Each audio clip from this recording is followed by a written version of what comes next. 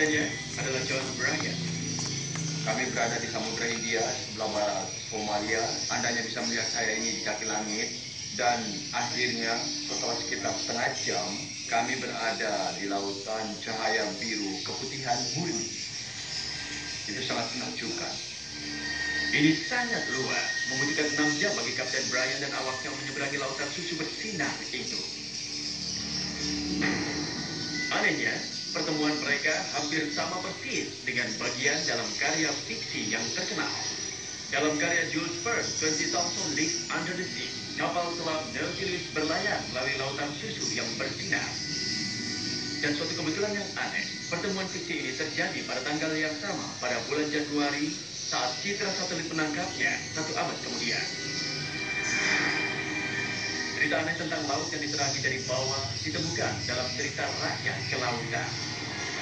Tapi mungkinkah legenda yang disebut laut sebagai lautan susu itu adalah benar? Lautan susu ini telah berulang kali dilihat oleh para pelaut.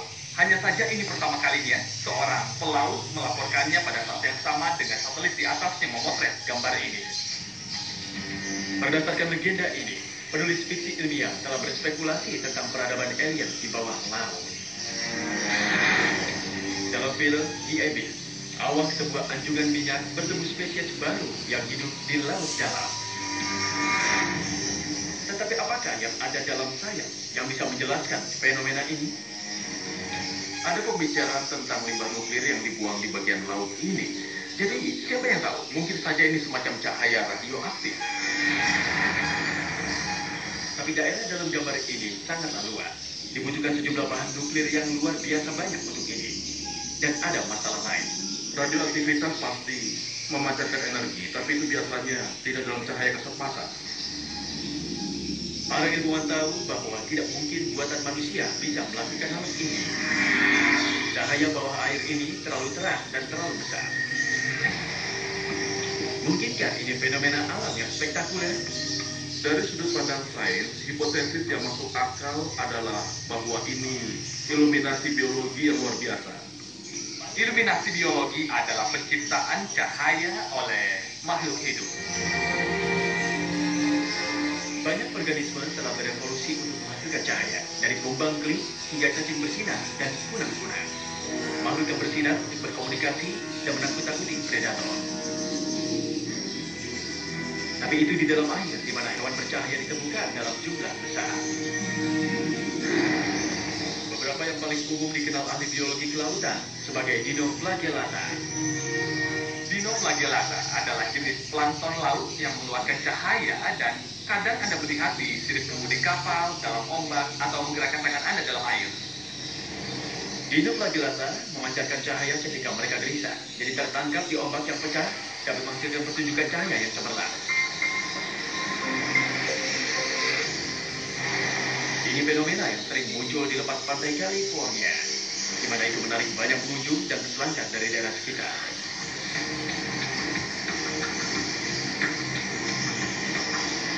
Sepertinya itu penjelasan ilmiah yang bagus untuk gambar yang tertangkap oleh satelit. Tapi itu masih tidak cukup. Ada yang berpikir bahwa ini adalah Dinoflagellata, tapi untuk yang bersinar, mereka harus terguncang atau gelisah dalam beberapa cara.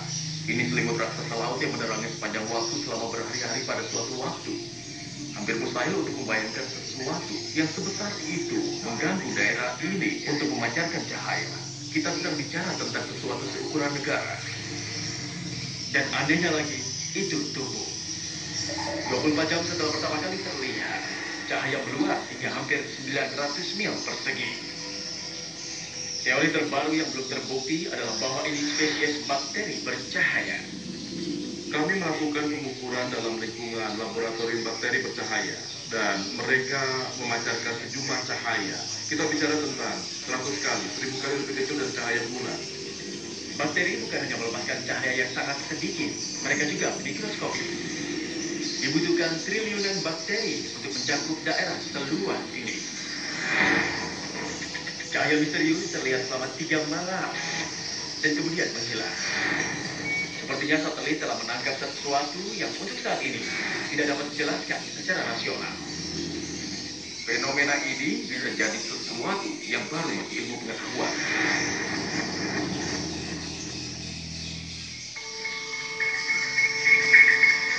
Washington DC, seperti yang terlihat oleh World View 2, 480 mil di atas bumi. Dari permukaan tanah, tidak ada yang aneh tentang tata letak jalan ibu kota. Kecuali mungkin sering munculnya lingkaran, seperti Logan dan DuPont.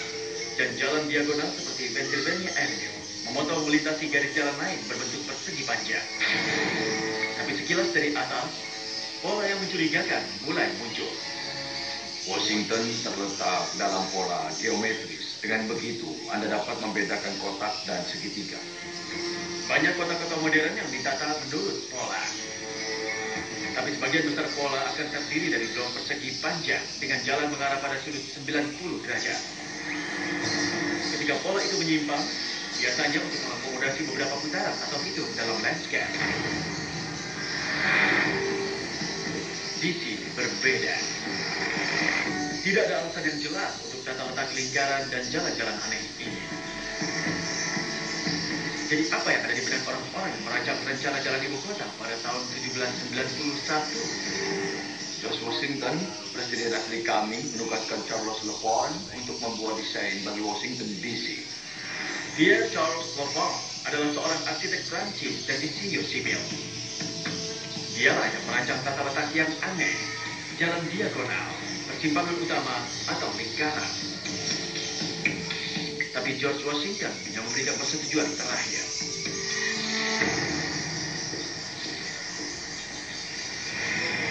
Peneliti dan penulis Abraham Elias berpikir ada petunjuk dalam lukisan fondasi kota. Lihatlah lukisan ini yang menggambarkan George Washington meletakkan batu pertama ibu kota Amerika Serikat pada 18 September 1793. Di sini dan di potret resmi lainnya dari acara itu, George Washington dan tokoh-tokoh senior lainnya semua mengenakan regalia lengkap Order Freemason. Baik George Washington dan Pierre Charles LaFont adalah Freemason. Presiden Washington adalah Mason peringkat teratas. Dan secara rahasia dan kode kelompok Mason diwujudkan dalam simbol yang umumnya terkait dengan ordo.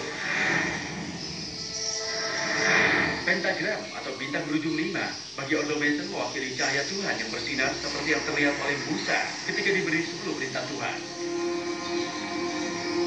Bagian titik paling selatan menyentuh gedung putih. Dan simbol Masonik yang paling penting, kotak dan kompas, mewakili Tuhan, pencipta dan arsitek dari kuil Solomon. Kompas berada di sisinya. Bagian atas ditandai dengan jalan-jalan yang mengelilingi gedung Capitol. Lengan kirinya menunjuk ke gedung putih, dan di kanan Jefferson Memorial.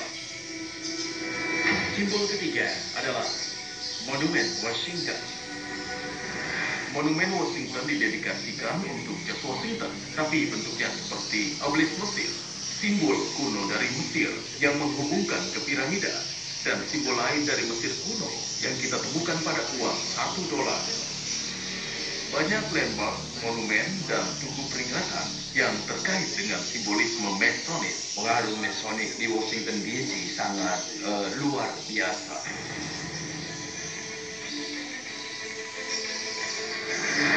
Banyak ritual dan upacara Masonik merujuk kembali ke zaman di Alkitab dan ke Stone Mason yang membangun kuil Solomon. Tujuan dari kuil itu adalah menjadi rumah bagi peninggalan suci umat Kristen dan agama-agama Yahudi. Tabut Perjanjian. Kuil Solomon dan tabut perjanjian di dalamnya dibangun sebagai tempat kehadiran simbolis Tuhan, di mana Dia akan bertemu dengan umatnya. Tabut dijelaskan dalam kitab Keluaran, berisi tablet yang membawa 10 perintah Tuhan.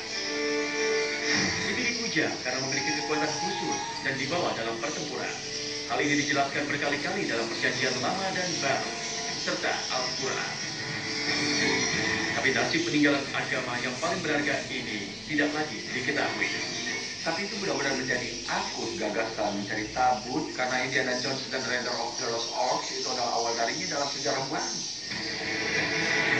Ordo Knight Templar menjaga Temple Mount, dan diketahui bahwa para Templar menguasai banyak peninggalan suci.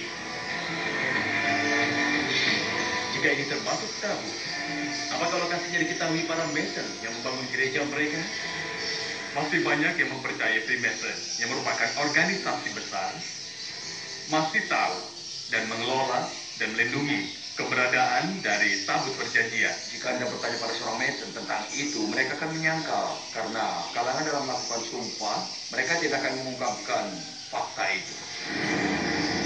Banyak akademisi menolaknya sebagai fantasi, hubungan antara Freemason dan tabut. Pendapat saya tentang Freemason, pria seperti anak kecil. Ada yang menyeramkan tentang itu tidak? Saya rasa tidak.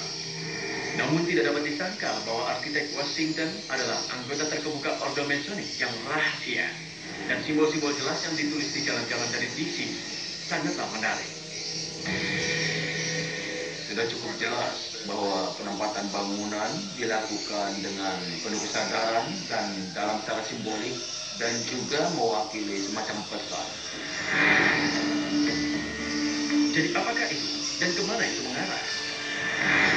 Pertama, kompas Masonic. Ini menunjuk ke Gedung Putih. Gedung Putih adalah titik dasar para pentagram. Tapi bukan itu saja.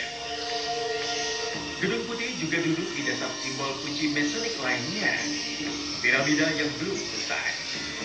Piramida yang belum selesai adalah simbol yang digambarkan pada uang kertas dolar dengan apa yang disebut mata melihat segalanya di bagian atas. Kembali ke DC, luar biasanya garis luar jalan melakukan sesuatu yang serupa. Berjalan langsung ke utara dari Gedung Putih, ke piramida, hingga ke pusat mata melihat segalanya. Dan di sana dapat ditemukan sebuah bangunan. Ini memang sebuah kuil. Kuil dalam bentuk piramida yang belum selesai. Ini adalah kuil dewan tertinggi, 33 derajat gerakan Freemason. Apakah ini hanya kebetulan? Atau ada hal lain dengan jalan-jalan bersudut yang aneh dan bundaran dan bising yang saat ini menyebabkan keramaian dan kemacetan lalu lintas? Apapun rahasia yang mungkin disembunyikan Ordo kuno Freemason, mereka sebaiknya menjaganya dengan hati-hati. Karena seseorang mengawasi mereka.